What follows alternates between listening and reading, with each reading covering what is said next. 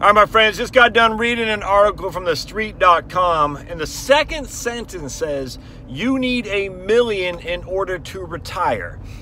And I'm like, why? Where does that number come from? Why does everyone say this? I don't get it. It didn't say you need $1 million in order to retire, according to Joe Schmo over at Fidelity Investments, who obviously wants you to invest more, or according to some economists. It just said you need $1 million to retire, as if it's God's spoken word, and I don't understand that.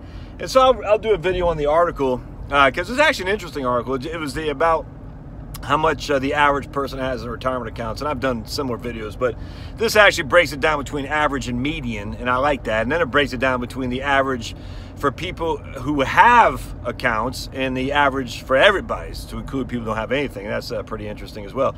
Where does this come that you need $1 million? Wait, who spoke that and that we all just, oh, you're right, you need $1 million? Like, why? It's the same thing with the 97% climate scientists believe that man-made global warming has something to do with man.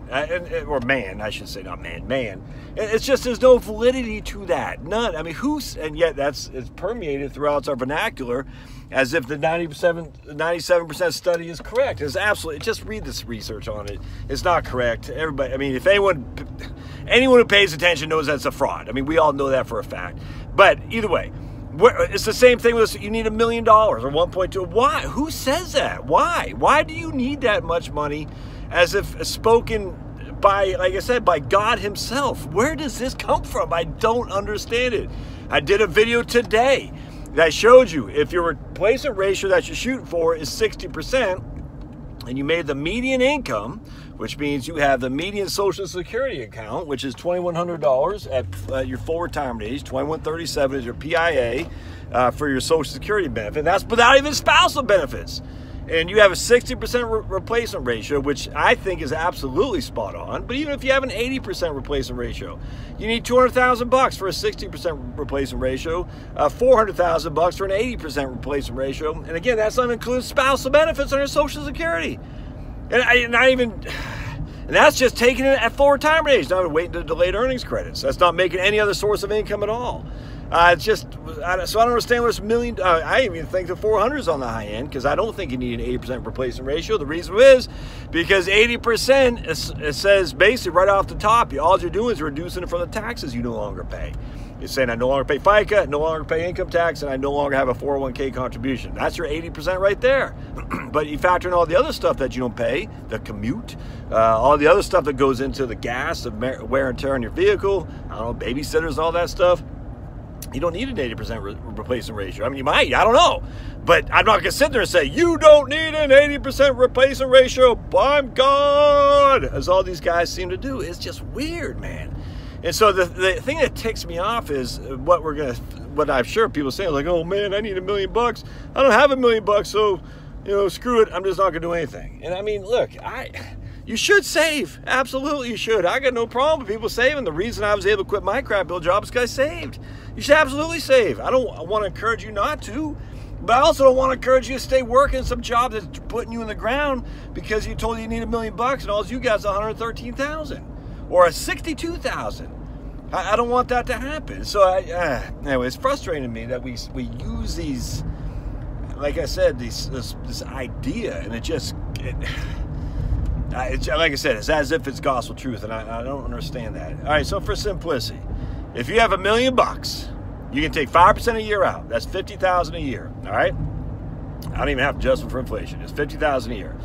If you made $60,000 a year in income, median income, your Social Security benefit would be $2,137 a month. All right. So if you have $1 million, you have $50,000 from your IRA, you have $24,000 roughly from your Social Security. That's let's just say $75,000 you have for income. All right, and that's literally without even blinking an eye. Yeah, you'll be reduced a little bit for taxes because you will be at a stage you have to pay tax with that kind of IRA distribution, which is why I advocate Roth IRAs, but be it as it may. That's $75,000 a year in income. That's at retirement. The average, or the median household income is $60,000, which the bulk of that, of course, is going to be what? is going to be workers. So 75,000 is 15,000 more than 60,000, which is 25% more than the median income. So if you have $1 million and you made the median income, and again, that's before even spousal benefits, and you take 5% a year off your $1 million, you're going to have an income stream that's 25% in retirement higher than the median income that there is. Wow, tell me again why you need $1 million bucks? That doesn't make any sense. So just remember, that's 60,000 is the median income. That's gross, by the way. I just told you you're going to have 75,000 as income from the IRA distribution, 401k distribution, plus your Social Security. 75 minus 60 is 15. 50 goes into 60 4 times. So it's 25% more than the median income that you'll get at $1 million bucks. So tell me again why you need $1 million? That doesn't make sense. Oh, because of health costs. Yeah. Have the health costs all of a sudden out of nowhere come up at retirement? No. You paid your premiums. Trust me, I was paying, when I was working, I can't remember, it was like $700 a month for dental, vision, health, and all that. So that, now I go from there to my Medicare, it'll be, roughly, it's about $600-700 a month with Part A, Part B, Part A, and then Part B, Part D in Medigap. And then if I want to get dental coverage on top of that or something like that, so let's just say $700 a month. So that's a wash. That expense hasn't increased. But Josh, Alzheimer's, we already talked about that. The vast majority of us won't need Alzheimer's. I mean, that could be a case. Absolutely. The vast majority of us won't. And I'm not saying you still don't have that $1 million as a way to deal with skilled care in a nursing home or a continuing care retirement community. You still have your home. You still got that $1 million bucks you can draw. You can just sell your home, all right?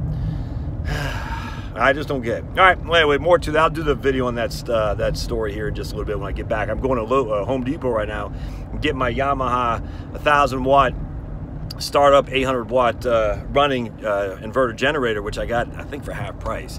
Normally it's $270 or $250 or something like that. I got it for $150. I think it was $140 actually. I think is what I paid. So I'm going to pick that puppy up now. I'm telling you, watch old Josh. I'll get you some deals, man, because this is a smoking deal. I got this deal from the good folks at the Survival Podcast. A guy named Steve Harris put it on the Survival Podcast Facebook webpage.